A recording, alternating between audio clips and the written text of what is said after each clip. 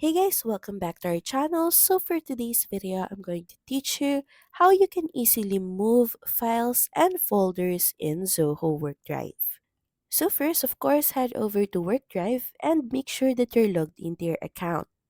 Next, in the left panel, click on the location where your files and folders are currently located. Next is tick the box beside the folder and files that you would like to move. Then click on the three dot icon or the More Actions button. Then click on Move To. A new window will then pop up. Now choose a new location in which you want to move these files and folders. Then click on the Move button. And once done, you should see a small window indicator that the items and files and folders has successfully been moved.